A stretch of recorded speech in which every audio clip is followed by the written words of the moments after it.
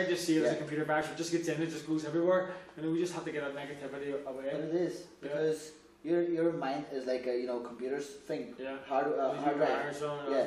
If you put the virus on it, it's gonna just kill it. Spread. Yeah. But you can use antivirus. Yeah. That's which it. is just turn it around and say, no, let's go for it. Yeah. Brian, your last fight was February. Yeah. What's the next step? The next step is for the full version of the world title for the WBA. So I'm just waiting now on a date on the venue. So I'm kind of just keeping myself on a kind of a good basic level of fitness, just to so I can kick in for a good 10-week camp to get ready for a fight. So fingers crossed. I'll know actually it's a great time to get a coach. So I just got word that we want to push bids of the fight. So I should be getting a date. I think it's in the next 10 days. I'll know the exact time. But is it going to be this year? It's going to be this year. It's going to be either maybe could be July or August. It'll be no later than September. Like. Do you know who you're going to fight? I know. Well, so far it's a guy called Balzai, like a Hungarian German. Okay. So he is. So that's who it is. I don't know what the situation on his side is, but that's who we're talking about at the minute. There's a couple other guys mentioned like Norik Koczarian, but it's just like a waiting game, and that's just the hard part on sport too as well. You're waiting around not knowing, the unknown, but. I could easily be just out with my mates now, going to the pub drinking, but I'm in getting myself half decent fit, keeping just in case, because you find like it could be 3 months away, but all of a sudden they may say, oh no, it's 2 months away, so you have to be kind of half ready. So that's where in sport too as well, you have to know kind of look ahead as well a bit, and then like maybe I'm lucky I've got good friends and good people around me too, where they say there's a fight happening.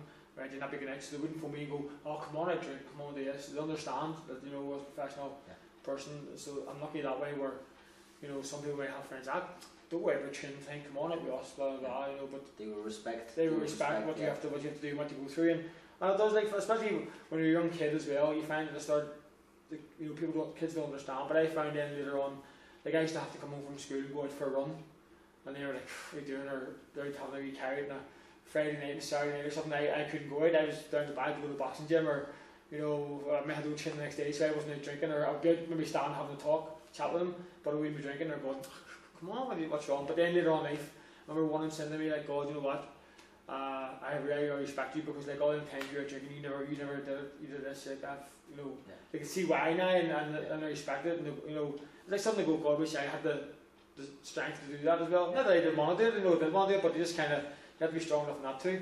But there's times for enjoying yourself, times for being stuck in the training and stuff like that there. It's funny you mentioned that, actually, exact same situation.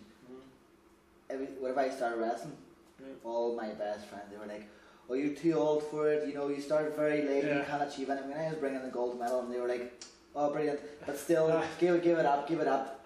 But I always had that respect for them as my best friends, but I had that persistence.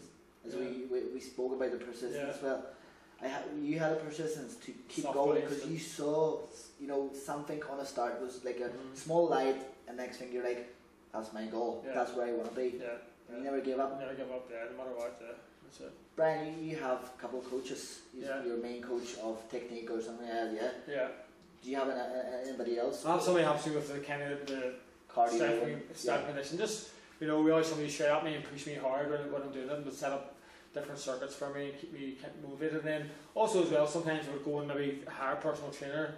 Every now and again, if somebody thinks good at something, or I've seen them doing something good, I'll say, look, I'll take you for an hour, take me through something for an hour, just to really like my kind of desire. You get in the gym and you go through this routine, just we'll go for an hour. Like that's one thing I find, you get a lot of athletes too as well, they get in, they close their minds up to other sports and everything around them. They never be afraid to go and get something new, and if somebody's good at something, go and use it, go and do it, where they kind of, you get like some sports, I don't want to mix that sport, that's no good, but I see exercise as universal, something that one sport has, may be good for me, for my sport, so I'll go and take that and I'll use that, no problem, or, I don't care if it's flipping, like ballet dancing or yoga, which probably people may think is kind of, I don't care, that's good for me, I'll go and do it. I had that with the yoga. I was like, I'm a wrestler, I can't do yoga. Yeah, you can't do yoga. Until I tried. Until you tried it, that's it. Yeah. Unbelievable. That's exactly the benefits from it as well. So like never be closed minded. You always, it's like my dad would always say to anybody, I worked at the bar as a kid, and